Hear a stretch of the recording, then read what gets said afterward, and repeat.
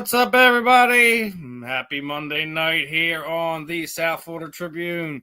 This is another episode of JNS Philadelphia Sports Stop.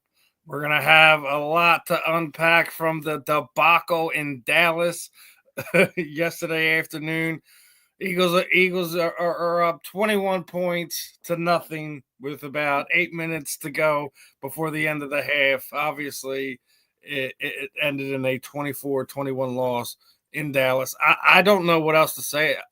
We have not beaten them with Dak Prescott in that stadium. I don't know what it is. Does he got some voodoo over us? I don't know, but it wasn't good. I mean, we could talk about a lot of different things. Obviously, losing Andrew Mukumba is going to be rough. During the back half of this, but 14 penalties. The flags were all over the place. Some of them were. That was an actual photo from last night, right? You got that from the That was an actual photo. Yeah, I thought so.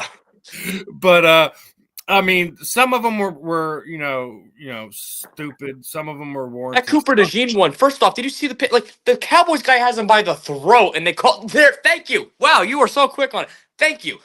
And they called that on Cooper DeJean. I'm pretty sure. And yeah, what they did. freaking that was the Oh, come on, man. That was the CD Lamb play. Yeah, that's ridiculous, man. But I mean, the 14 one on penalties. The one on Cam Jurgens was absolutely that was ridiculous. I think the one that really got me going, that one that really pissed me off was 12 on the field. Yeah. That's our guy, BG. I know. That cannot happen. I know. I don't care. I don't care. And being the fact that you have Nakobe Dean back, basically your quarterback there on defense is even more. I thought they were just being sloppy at the beginning of the year because they were missing their quarterback there on defense. But no, man, that there's no excuse. And the other not excuse thing, I gotta bring this up. I don't like to single out players or anything like this. Xavier Gibson was cut earlier from this year by the Jets because of fumbling issues, right? Yeah. Catching a ball. What did he do last night? 1 yard line does nobody any good. You haven't shown to us. You haven't shown to us that you're this elite returner or anything like that. The fact that we have Britton Covey sitting on our practice squad right now sickens me. Because if I remember, we were just talking about the aforementioned 2023 season. He was one of the top 5 best returners in the league with no fumbling issues. Yeah. So that was so boneheaded, dude. Is on the team right now returning kicks. We've seen why he was released from the Jets. I mean, listen, that play. I don't know if you've seen the up and down on that play, but the effort put out for the Cowboys player, Sidney was throwing him all over the field. He just kept getting up and going, and he makes a big play. I mean, like it's hard to be mad at a guy when you have an effort like this, but when you have a reputation of putting the ball on the turf, you were let go from your previous team this season for putting the ball on the turf. And when you have a guy that can absolutely replace him and that you've trusted before in the past, the only reason he wasn't here because he got injured trying to play wide receiver, not a kick returner. He was trying to fill slots in at the wide receiver position. I have a problem with that. This is. I don't know if it's arrogance, if it's cockiness. I can't put my exact finger on this, but this. I'll tell you what it probably was. I bet he wanted to just have and Taj Gibson scores the touchdown, a 90-yard return, and he gives the Eagles the lead. That's what he wanted in his egotistical brain, because you don't do that. For the sake of the team with 5 minutes left in the game, you let the ball you run it. You don't do that, dude. You don't fumble the freaking ball, man. There, especially after you had an uncharacteristic Saquon fumble. Yeah, the defense forced them to punt. I know. It's just this. It was. That's what makes it so frustrating, man. It wasn't just the 21-point lead. It wasn't just the Cowboys. It was the nitty-gritty details of the game, man, of how it actually happened. Yeah, I mean, Infuriating. The penalties, the fumbles. Saquon Barkley fumbled. Taj Gibson fumbled. Um, Ridiculous. Uh, mhm, the one time we fumbled, the Cowboys got it there right by the end zone. They didn't even score. We held them to nothing. Remember? Still mhm, lost the damn game. mhm. Ridiculous. It was rough, and the other thing that got me is before they kicked the game winning field goal, we're calling timeouts and giving them more opportunities to get closer. I didn't understand that really at first or at all. I don't get that. Yeah, I don't get it. It makes sense to me why he was doing that. And we're It was talking about dumb. the possessions, and this is the after leading it, punt, punt, punt, punt, miss field goal, punt, fumble, punt. It just the inconsistencies showed up. I mean, obviously, the first 2.5 quarters, it's like, all right, well, this is the offense we've been looking for. Yeah. There was creativities, jet sweeps with Saquon Barkley. There was a lot of things to like, but then they turned into Cinderella running home from the ball, turning into a pumpkin. Listen, there was no excuse for it, and it's there's a lot to digest in this one. Post mortem here. Yeah. AJ Brown got his wish, and guess what? Took a big old L. And listen. I don't want to make this an AJ Brown thing, right? I don't.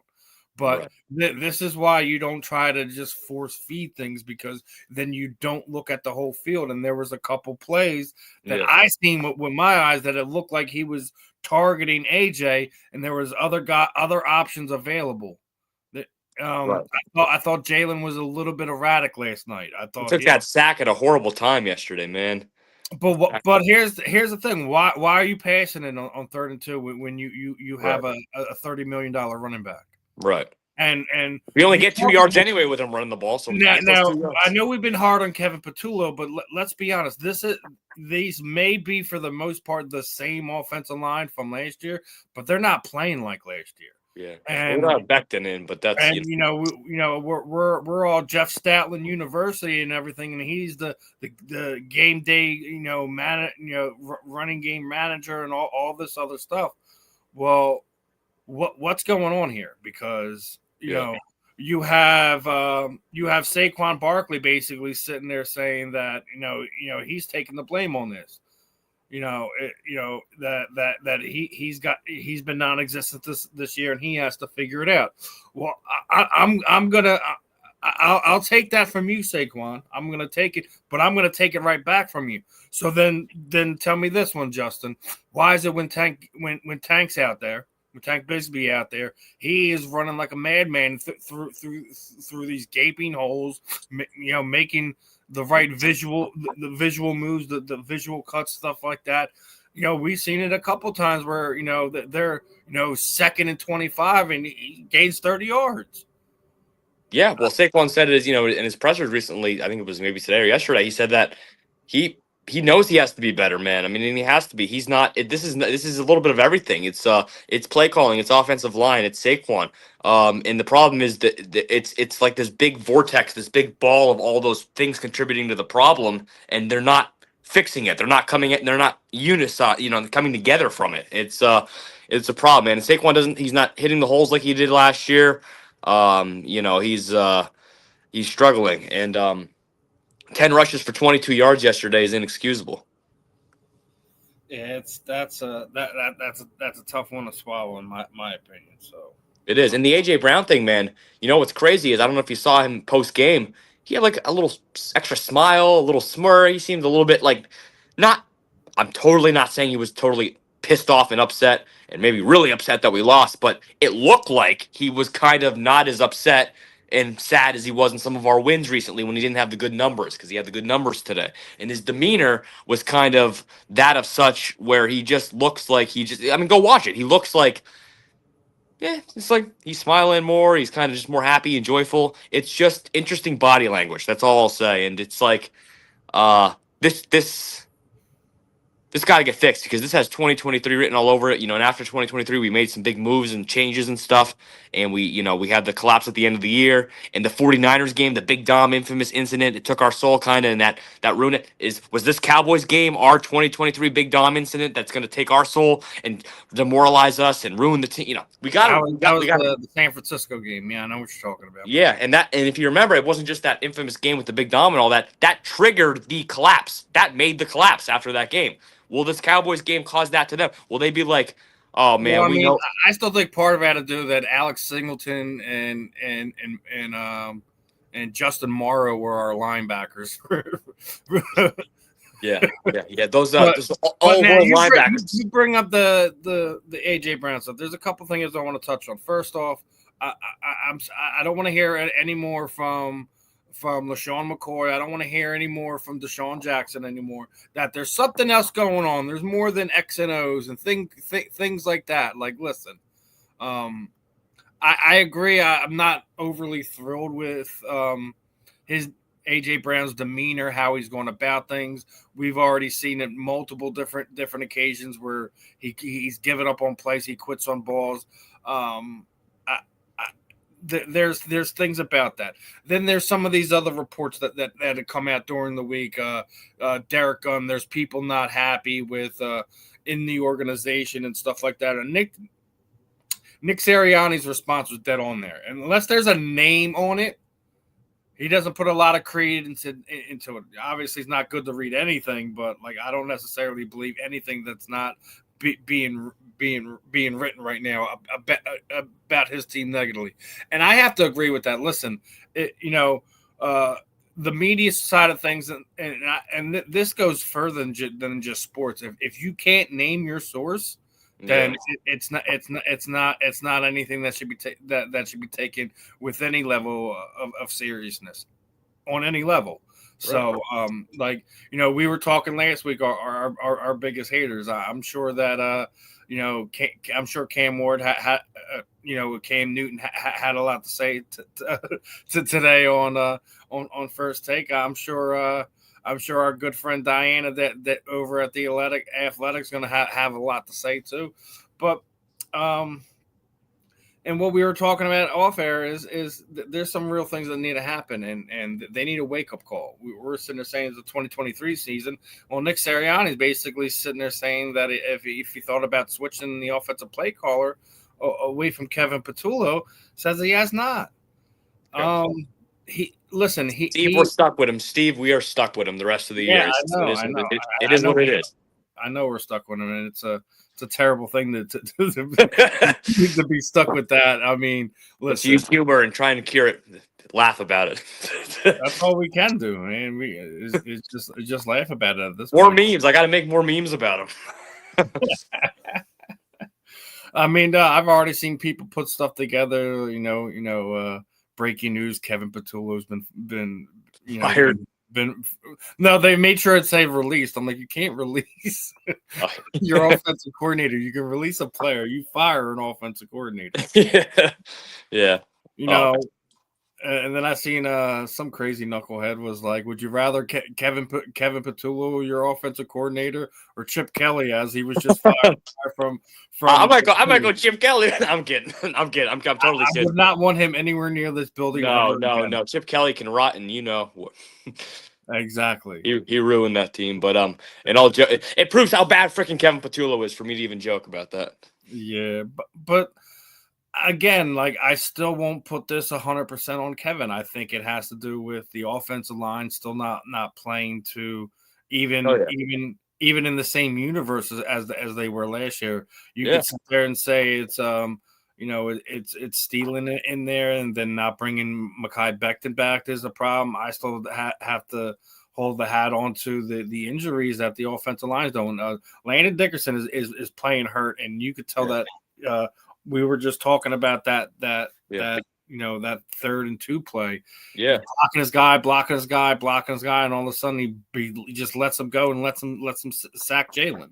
Right. Like, as much as we're upset about some of Jalen's decision making during the game, them throwing the ball in that situation, if he holds that block for another 2-3 more seconds, maybe Jalen does make a play. Right. But it's what I've already talked about is, I love this team, and I think everyone should be held accountable for it. Offensive line is not even playing in the same universe as they were last year. No. Yes, Landon's hurt. Yeah, yes, Cam's hurt. Yes, Lane Johnson's out. Yes, you have another right tackle in there. But I also thought that outside of the one penalty, Fred Johnson played pretty well yesterday, with all things considered. There was just times that they weren't executing. The penalties didn't help. Losing the turnover battle did not help us at all. We were coming in that game, I think we were 40-2 when we won the turnover battle. When you have turnovers like that, when you have the penalties that like you do in that game, there's no team that's going to overcome that. So right. It's a tough pill to swallow, especially like when it's your rival like that. I think it's funny. I think I know you were just partying with him last week, but Gilly was talking about post game stuff, and he's sitting there saying his DMs are blowing up, his phone number's blowing up, and I agree with him. Like, y'all are the most excited 500 team I've ever seen in my life. Yeah, right. I'm Like, dealing with it on my page a lot too. They are dude. I had to delete and block so many freaking people last night. I mean, some of it I take it because, like, listen, we give it, we take it. Like, but sometimes when you get belligerent and you get out of control, like, yeah, you're just a troll, dude. If you're not giving me something back, then yeah, Yeah. I'm with you on that one. The block button works out really well on my hand, my friend. And Quick and convenient. Quick and convenient. Exactly, and it means absolutely nothing to me to block you. It don't hurt me none. One less Cowboys fan is not a problem. Listen, I like to keep them around because you got someone to laugh at. Yeah. They're talking about a big. They got a short week. Against a team that must win. Obviously, Kansas City came back one of their miracles against the Colts. That's a big game. Chiefs Cowboys, big game. Yeah, I mean, For remember both teams. coming in this game, if we needed a win this week and a loss Dallas, like basically, them have a 2-game losing skid, and then us have a 2-game winning skid for us to clinch the division before Black Friday. But right, doesn't look like that's going to happen. Obviously, with the collapse, yesterday afternoon. But I mean, we're still 8-3. We're the 2 seed in the division. Obviously, with the Rams coming with a big win. We still have a big game coming up Sunday against a very revamped Chicago's Bears team. Luckily, it's here in Philadelphia. So it's Black Friday though. Black Friday game. Yes, sir. Black Friday, and yeah, man. Who would have thought? The Bears were always a lot. They're all the Bears, right? But the Bears are kind of good, man. The Bears are kind of good. So this is going to be an interesting game. I'll say that much. There's another reason it's an interesting game because obviously there's a one C.J. Gardner-Johnson going to be on the other side of the field. Oh gosh, the guy, the gift that keeps on giving. He's definitely going to have something to prove this coming Friday. If he wasn't already crazy enough, he's going to go crazy. He's going to try to go crazy during the game this week because he takes things so personal, and he's just look, man. He seems to give teams success, so he's a hell of a player wherever he goes. But we'll see. Yeah, but he's a hothead, though. He's a hothead. But I think that's something you can play into. Oh yeah. You get some of our key players kind of talking his ear up, getting him out of character, making him make stupid penalties.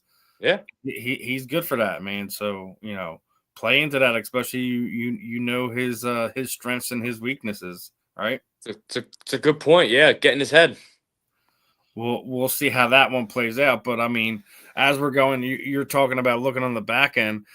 You realize that there's at least 2 teams on this list for Jalen to knock off in the final month of the season. Obviously, we're going to play the Raiders and we're going to play the Chargers this year. But Jalen hasn't beaten the Jets, obviously, I think we just talked about that 2023 season. That's the last time we've seen them. And, Seattle, you never know. We might see them in the playoffs. So, Yeah.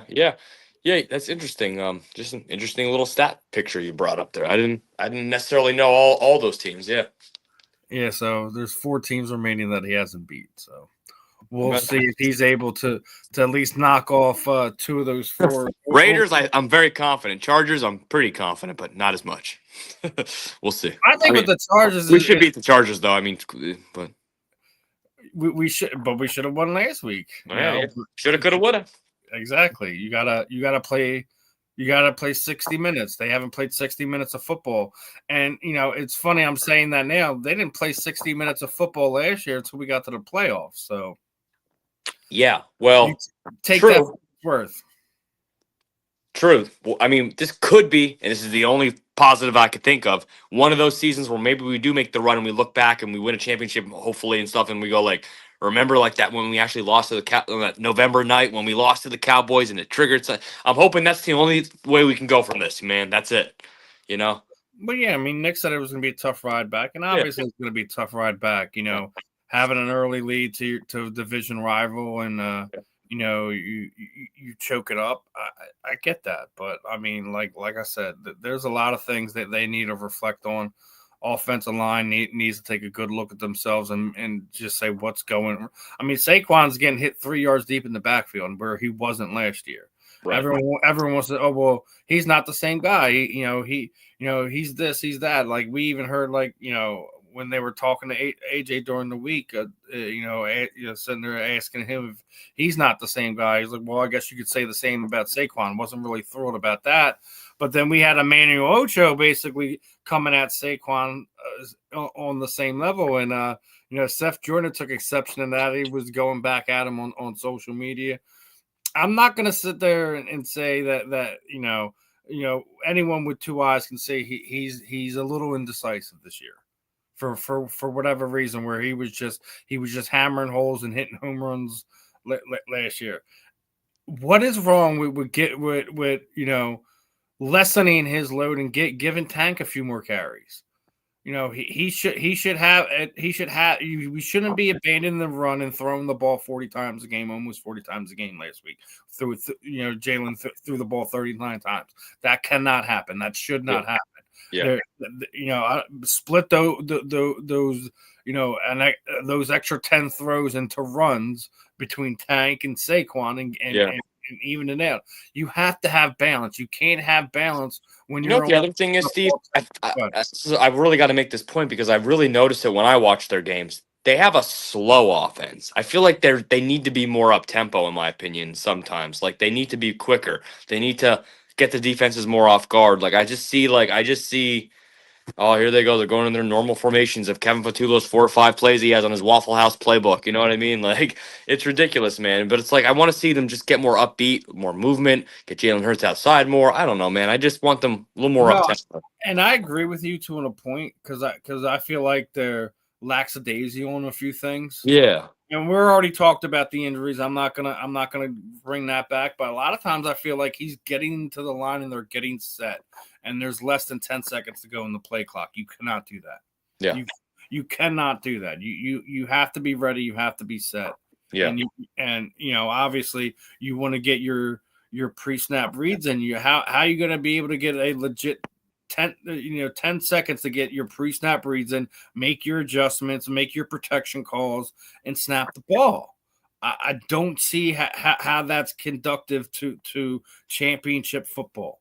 And that is absolutely the expectation. Everyone's sitting there saying, everyone thoughts or thinks that we're supposed to go, back-to-back Super Bowl champions. Well, that dream's almost dead in my opinion. The way that the play calling has been, the way the execution has been via the penalties, because they've been averaging almost 10 a game as it is anyways. So it's not just like there was an aberration last night that this is a thing. They're playing sloppy football. They're not consistent at anything. The only thing I could say their identity is at this point in time is defense. And obviously the the issues that some of our players have had with the pass game is absolutely warranted. When we're coming from last year when we were our offensive identity was a running one. Well, if it has to be a passing one, then we need to get better at a lot more different things to be able to see it come together on the scoreboard, because right. can't play 30 minutes of football and think you're going to win a game. We've had a lot of games this year where we've just played half the football. We never play complete games, man. It's frustrating. It is. It's either they come out and they're stinking up, and it's not just like you get a couple first downs and then you stall out a bad penalty. Defense, get you behind the ball with a couple of negative plays. It's not that. It's just that just like they're super predictive. Mm-hmm. As you were just sitting there saying, Kevin Patullo's 4 plays from his Waffle House playbook. Yeah. I don't necessarily disagree with that. So it's one of these things that, I know it's a short week, but like they have to do something. And I already said it last week. I thought they should bring in somebody for Kevin to bounce off of that has some experience. Yeah. I mean, dude, something, man. Even if you don't do what I suggested last week, which is bring in somebody like a Doug Peterson, there has to be someone in the building that he can have conversations with outside of the players to help give him the confidence to make adjustments, to do things on a fly. That first half was amazing because it wasn't just the same old muck that he was throwing out there. Yeah.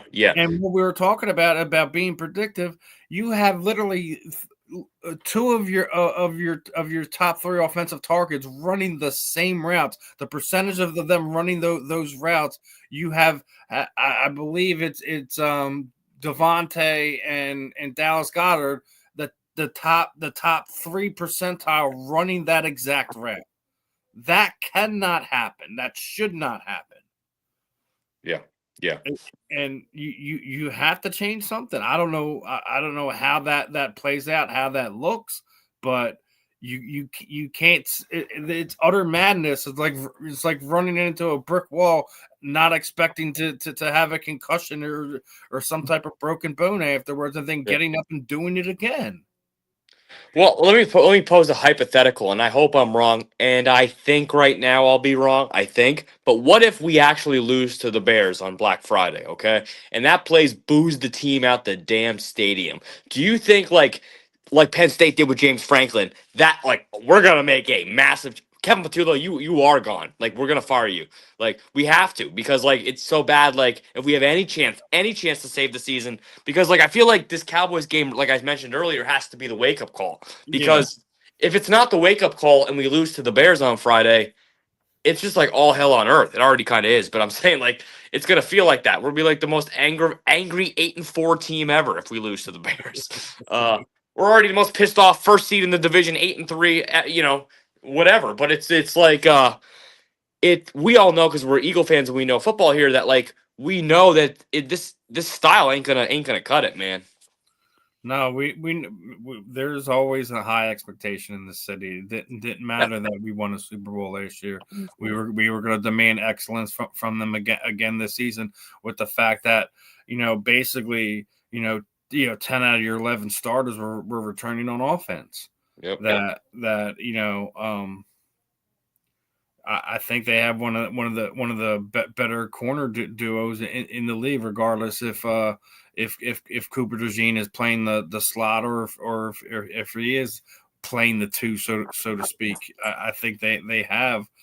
I think one thing's for sure. The Kobe Dean absolutely needs to be re-signed during this offseason. I get that you gave Jahad Campbell a first round pick moniker. But the fact that you can bring him back, he wasn't a first round pick, so he's not going to be able to demand a lot of money, and that he has had injuries over the first handful of years of his career, I think puts you in an interesting situation.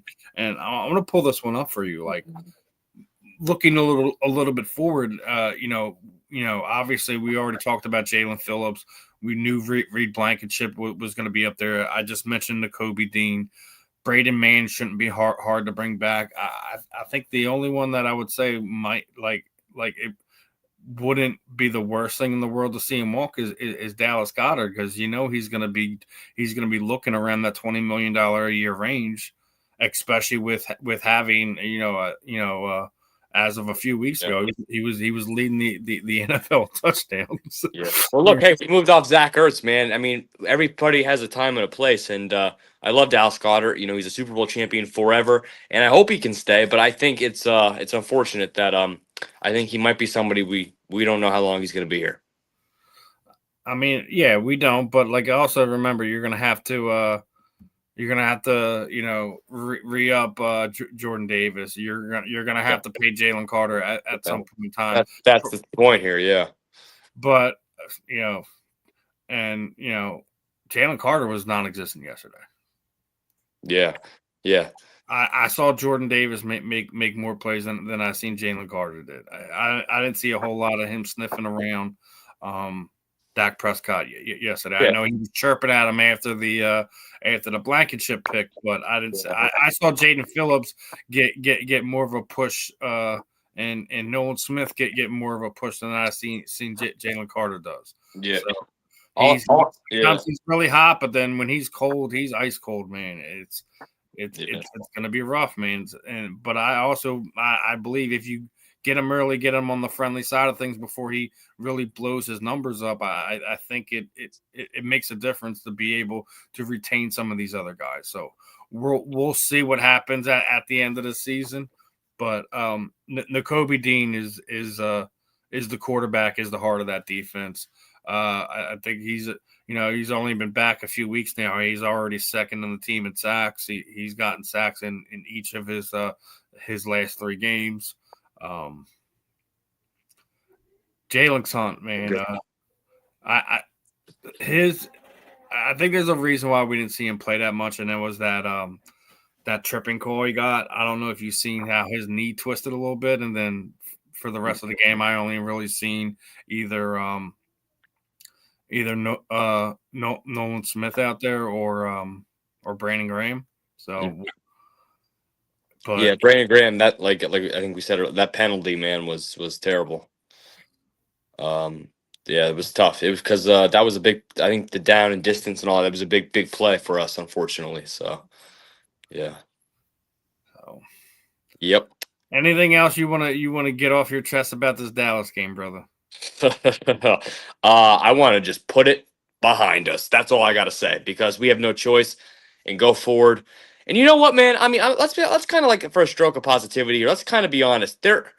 We do kind of think there is a chance here that we're like the Philadelphia freaking Eagles. We could make a run and get back there, and this thing could turn around starting Friday. We have the ability to score like 50 something points or something like in a game if we can unleash it. That's the problem. You know what I mean?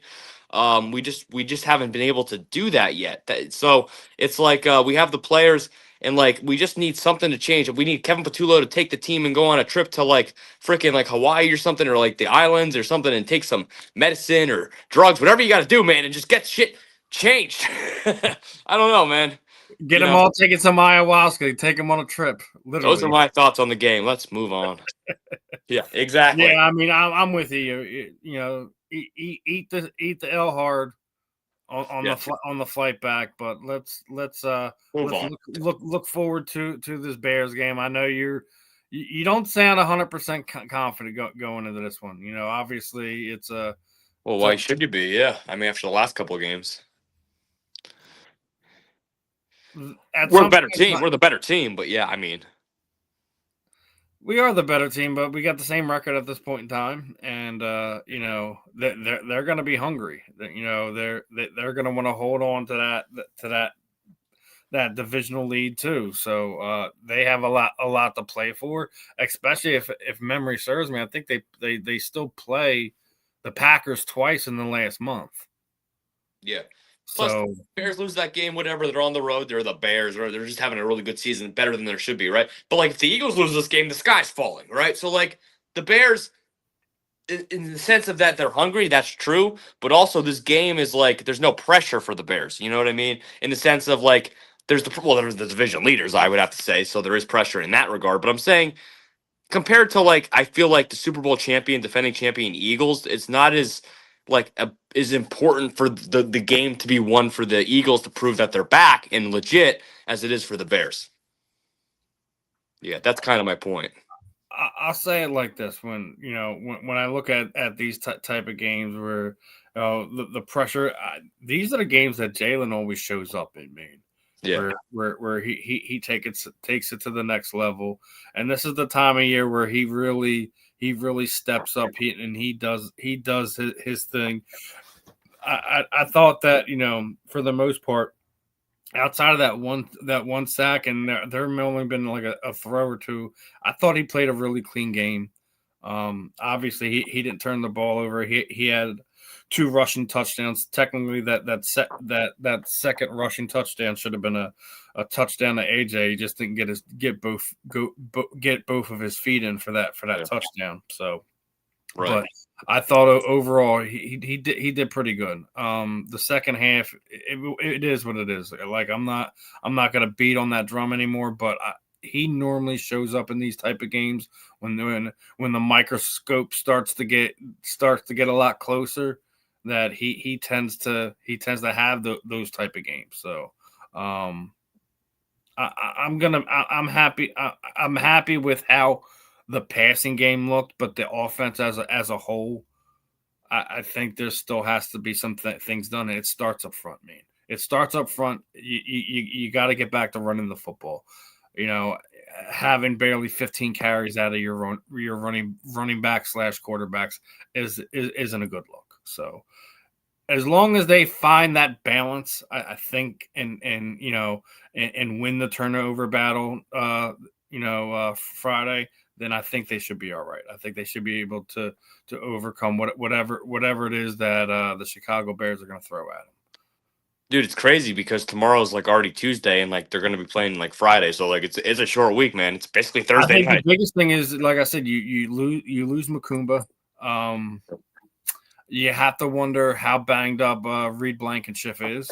You won't have Wayne again, so yeah. But we did get some good news on that front. I'm glad you did mention Lane because they did take a look at it. He's not going to need surgery, so they said he should be back within a month. So we need that. So that's good. Yeah, he's the key man, and once again, that Lane Johnson streak continues because we lost the game yesterday. It's crazy. Listen, I hate to be right about these things. And someone, when I clipped one of the videos we were talking about this, right? And someone on TikTok was like, one man. We're talking about 53 man on the roster. I'm like, listen, I'm not sitting there putting it all on him. Yeah. But when you're 8 games under 500, when the guy's out of the lineup, it's something to take note of. So we'll see if he's able to get back sooner than that 6 weeks or whatever the initial diagnosis is. But we'll see. We will see. And I do want to switch gears here because obviously some stuff going on in the baseball world I wanted to kind of get to. Obviously, last week we were talking about, at least I felt that we should be prioritizing JT Realmuto over trying to bring back one Kyle Schwarber, and both Kyle and Ranger Suarez rejected their qualifying offers from the Philadelphia Phillies last week. And I think I'm right again. Listen, if they're rejected, Phillies need to hire you, bro, for the front management. Listen, I'm not acting like I got no magic ball in front of me. I'm not going to sit there and say, I'm one of the best of this, because I'm not. I'm not gonna I'm always gonna be a humble guy in that sense. But reading my tea leaves. Yeah.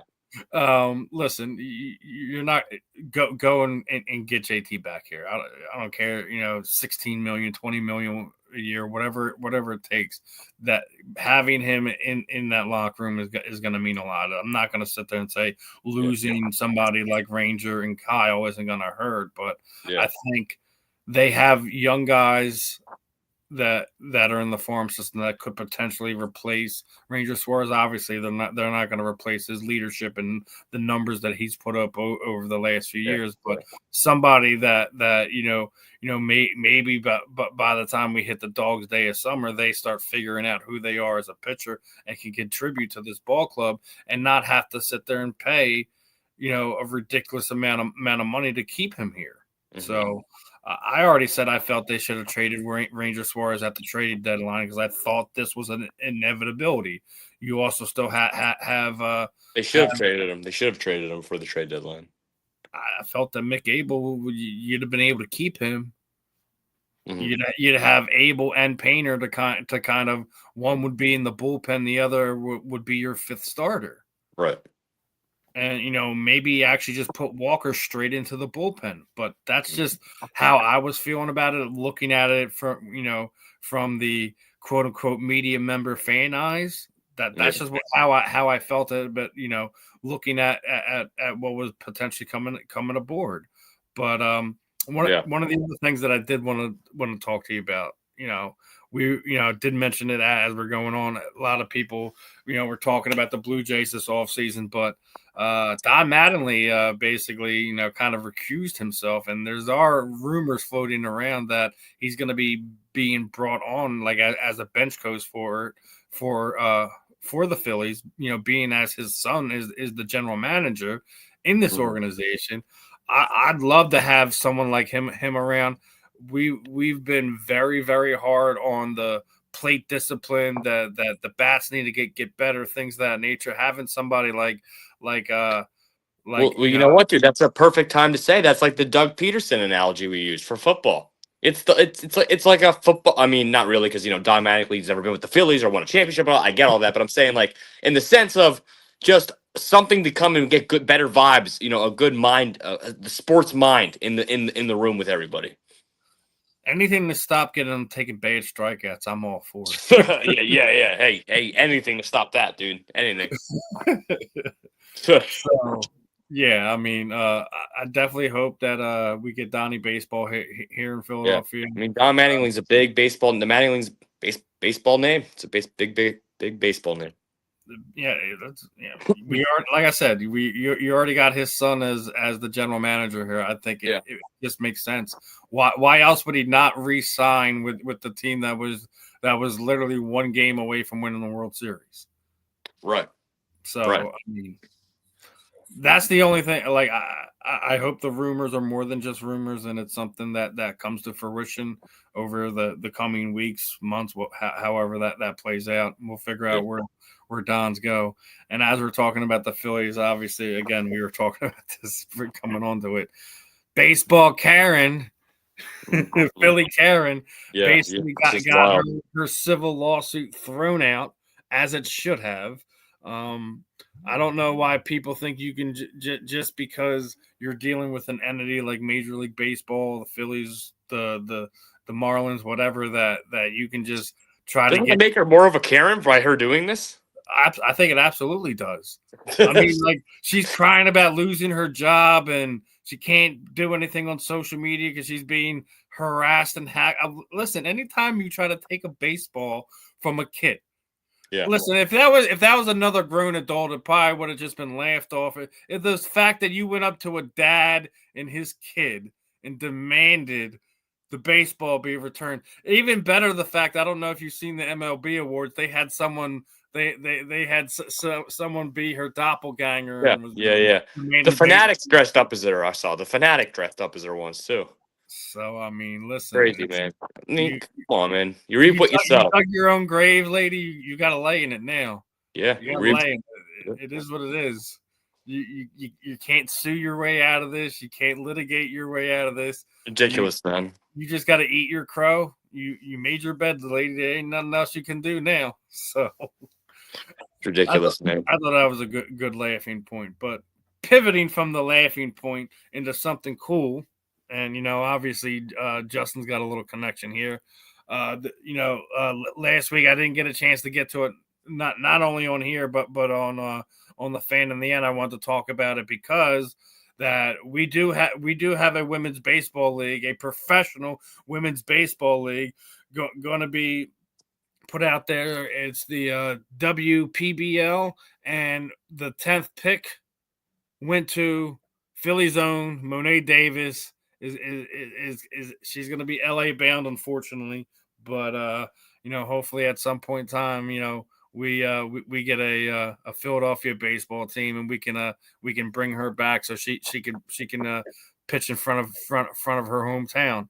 But I know you have some connection to this. What are your thoughts on one, women's professional baseball, and two, Philly's own Monet Davis, the top 10 pick?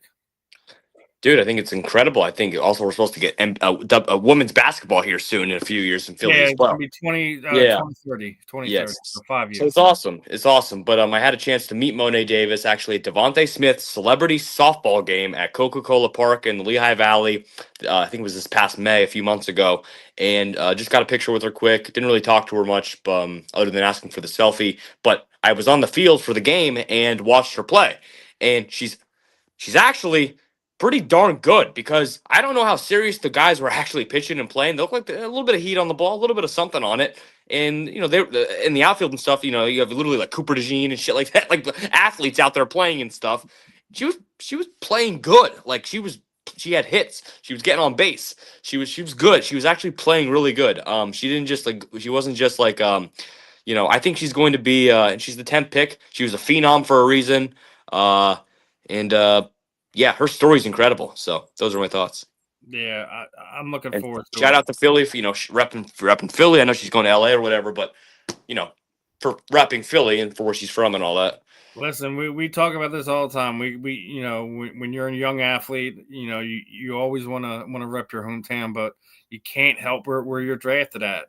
You can you can have a say where you're traded to, where you sign after the fact, after you're drafted, but you don't have a say in that. So, well, can you imagine if me and you were NFL prospects and we went to the Cowboys or the Giants or something, dude? Like, can you imagine that? I would put it out there very hard, very vigorously that the New York Giants, the Washington Commanders, or the Dallas Cowboys should just not bother drafting me, because your fan base is going to absolutely hate me. I will absolutely help self-sabotage and get myself out of there in any way possible. So I would just not give me a playbook, not tell me stuff's going on, because I'm going to let other people know. You're pulling an Eli Manning. But was Eli wrong? All right, let's talk about that. I'm glad you brought that up, because we talk about this a lot. Everyone loves to bring up, the whole Eli Manning, Phil Rivers thing between the Chargers and the Giants. Yeah. I don't think he was wrong. Well, he turned out not to be wrong. He won 2 damn Super Bowls, so against arguably one of the better quarterbacks of this era, or any era for that matter. But sure, it was also being branded and going to New York. Yeah. Right. Yeah. Now, obviously, it would have been special helping the Chargers win their first Super Bowl, right? Definitely would have been. But I mean, I don't think he would have been able to brand himself the way he's branded himself there in New York. And I think that was the bigger part of that bringing those endorsements in, being Peyton's younger brother, staying on the East Coast.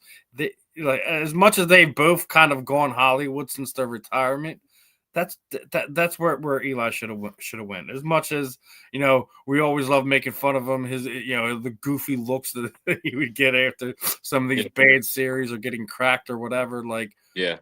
That's where he belongs. Yeah, it's I don't think it was the wrong decision. Obviously, in the time, we're all like, who was he to do this? I mean, we could talk about that all day, but I think we agree on this. I do not think he's a Hall of Famer. Yeah, I listen, I know people get upset about this all the time, and there's some guys that are in there that I really don't care for. I've already made it known. I think Joe Namath is one of the worst Hall of Famers that we have in there at that quarterback position. When he's walking off the field with his little pointing finger, that's what he's known for. I mean, Joe's known. He's a great quarterback. Even Johnny Unitas and some of these other guys, you have losing records. Yeah. Everyone's like, "Oh, well, it was a different game." No, I don't care if it was a different game back then. Yeah. Like you're a quarterback and you cannot have a losing record. You can, you cannot have more interceptions than touchdowns. Those are, I think, couple of those characteristics of a Hall of Fame quarterback are that you have to have a winning record and more TDs and interceptions. Protect the ball. I think those are the two basic rules, at least in my opinion. If I'm going to be, a Hall of Fame voter, that I put on our quarterbacks, and I don't think that's an unfair thing to put on it. I think Eli is going to get in at some point in time because he's Peyton's he's Peyton's brother. Yeah. And there If might his be name was Eli Smith, I mean, how would things be different, right? Yeah, I agree. I totally agree with that. But we'll get into some Hall of Fame arguments soon, as we just got down to the semifinalists. And one thing I do notice, and I think everyone should put some posts out there, make these sports writers known. Roger Craig must be in the Hall of Fame after when we get to the Super Bowl. If Roger Craig is not only a finalist but not as inducted in this Hall of Fame, it's again one of these sins. I've said it on multiple different programs throughout here on the South Florida Tribune, that there is a log jam of guys that weren't just good, that they were great. They were transcending. They did special things to help the game along. And this goes beyond just football. I think baseball has, more than several handful of guys that I think should be in there. But it's a big one. I think it's something that should be it should be special, but at the same time, it shouldn't be impossible for these guys. There shouldn't be 20, 30 years and them getting into the senior committee before they get the recognition that they deserve. The sports writers that were writing when they were there shouldn't be the controlling factors, and it shouldn't be their grandsons that are now voting these guys in. Right. So I mean, it's just one of these things that's hard for me. I already sit there and say, I think that when it comes to sports, we have this archaic way of inducting in our Hall of Famers. Doesn't matter if we're talking baseball, football, basketball, hockey, whatever.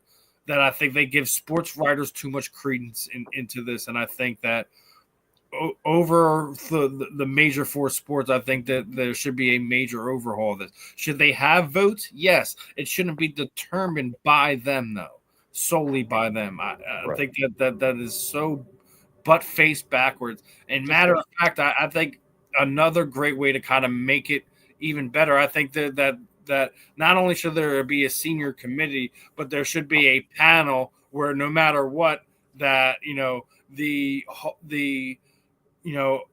Hall of Famers and NFL veterans have one vote to vote in one player, and that they get in every. Dude, this is ridiculous. Like I talk about this all the time. Patrick Willis is the first ballot Hall of Famer, right? No Super Bowls, anything like that. Tell me how Seth Joyner has better numbers than him and hasn't even sniffed the finalist. Yeah, when you get done, do me a favor. Go look at Patrick Willis's numbers, then go look at Seth Joyner's numbers, and you're gonna be like, "Holy crap!" And then Seth has a Super Bowl when he was with the Packers, so it makes sense. It's a rough one. It is a rough one. And the last rough one before we wrap this one up. I know we're getting close to the hour here. I like to spread it around. We talk some football. We talk some Eagles. Just threw the Hall of Fame in there, just as another rant there. little something, yeah. Obviously we're getting to the end of the first month of the basketball season, and we're already having the Joel Embiid conversation again. I love Joe. I think he's a rare talent that we've had here in the city, and we're lucky enough to have him here.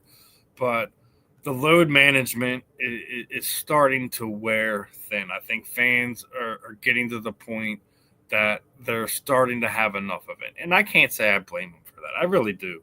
I can't say I blame them, but do you think Now, looking back at it, everything said and done. Did Colangelo's process fail? Well, I've been I thought the process will be complete when we at least make when we win a championship or at least make an Eastern Conference Finals. So I've been trusting the process my whole damn life, pretty much.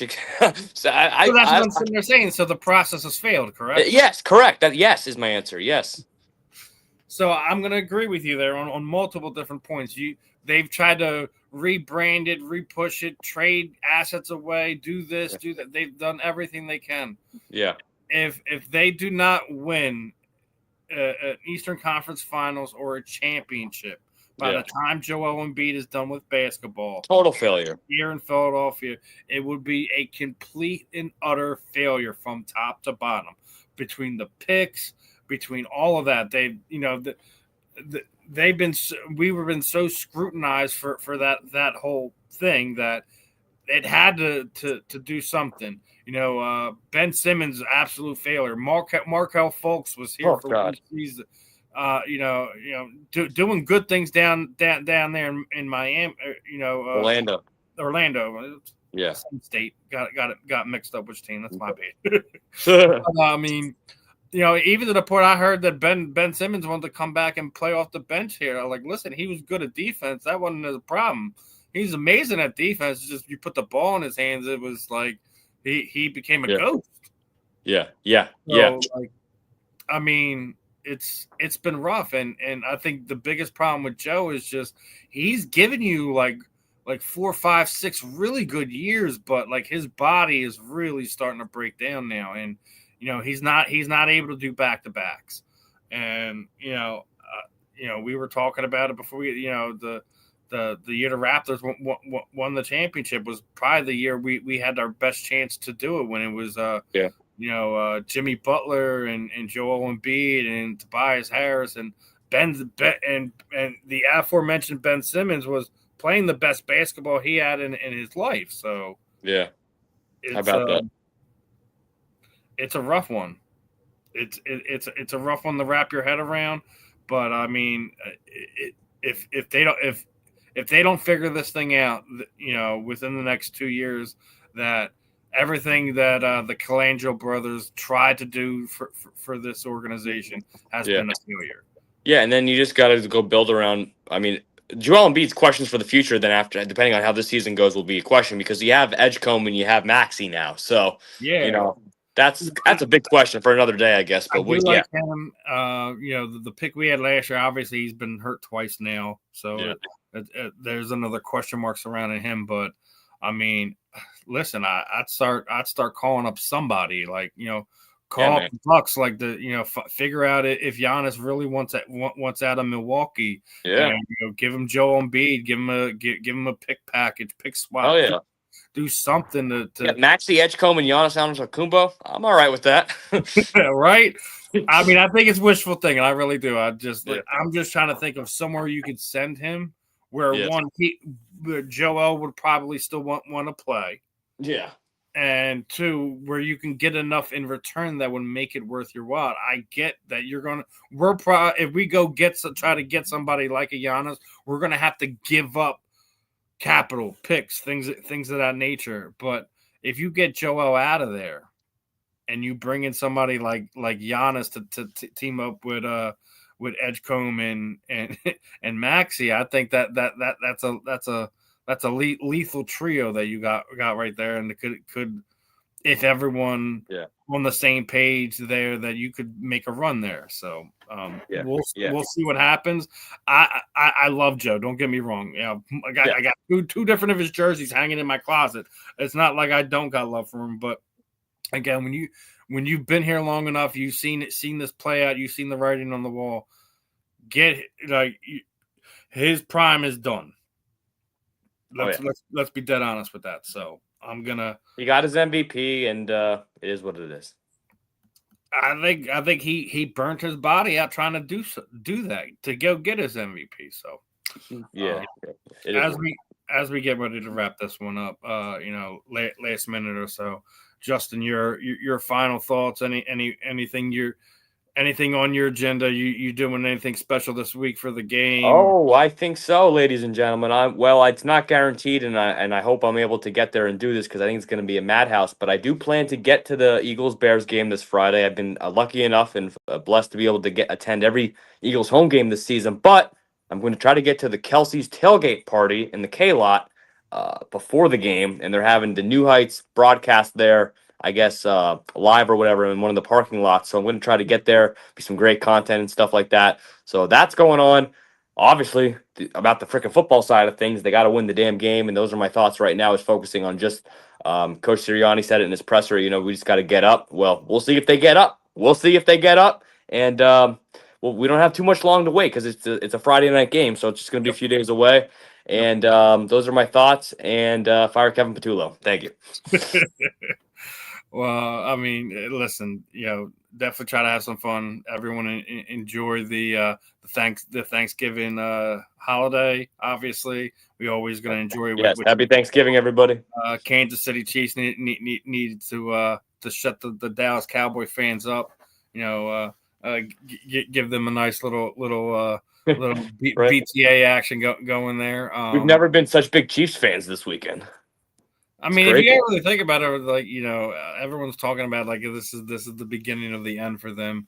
I heard up until like last week that oh well, I think the Eagles broke them. I don't think that we've broken them. It's just that the league is catching up to them finally. So yeah. Well, actually is positive for us because if we broke them and they're able to bounce back a little bit and make some, they lost a bunch of games, but they're able to, make a run and bounce back. That means that we can kind of do the same thing too. We should be able to. Everybody can bounce back from something. So come on, that's my point. So, a lot of fun though, Steve. A lot of fun. Always try to make it fun here on the South Florida Tribune and the J&S Philadelphia Sports Stop. I think we covered all the bases.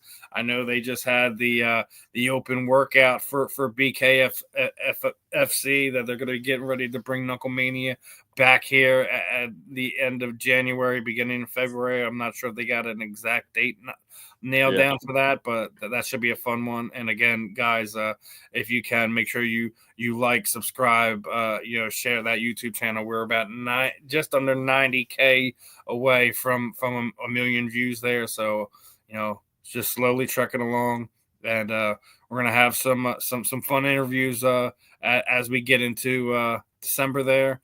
And Steve's always booking the big names. Steve's on it. It's not always the big names. Like even like I had so much fun doing the Mark Patterson interview last week. What wasn't a big name wide receiver, but I mean he's been writing for Sports Illustrated for the last 10 years. He's been to all 7 of the mountain summits across the world. He had some great stories to tell us, and Ben and Marvin loved that interview. So it was definitely a pleasure having Mark on. He has his own podcast as well, so it's like some of these things where like they may not be the biggest names to us or whatever, but I still think every interview that we have, we make sure that one, we learn something. We help our listeners, watchers, however you consume our podcast, to find ways to educate yourself, think outside of the box. May give you a reason to go jump on Google and check out this, get your form your own opinions on different things, either around sports or even what these athletes go through after they're done with their professional careers. So always going to be fun. Did recently connect with another guy that has some more than a handful of athletes lined up to him. So we're going to try to work on that either between our program here and the other football programs. But he's got guys in college. He's got former pro athletes. So we're gonna work out on and get some things going. As I already said, we're gonna have father and son on here in December with Vince Papali, and Vinny Papali is going to be joining us, and we're going to be working out trying to get Irvin Fryer back on here again in December, maybe January, maybe do a playoff show. Yeah, maybe we could do a watch party or something like that. Have some fun with it. Well, yeah, we're exciting, big names, legendary names, and sounds pretty cool, man. Pretty good stuff. Yeah, well, we're always trying to have fun here, so Yeah. always going to do that. But as we get ready to get off of here, make sure you guys are showing us love on all your social media platforms. Whether it's me, whether it's Justin, whether it's any one of our hosts, make sure you guys are showing us the love and checking us out. Yeah, We will be back. Greatly appreciate it. Greatly appreciate it. Thank you. Same time next week, hopefully after an Eagles win over the Chicago Bears. I'm Steve. He's Justin. This is another episode of the JNS Philly Sports Stop. See you, my friends.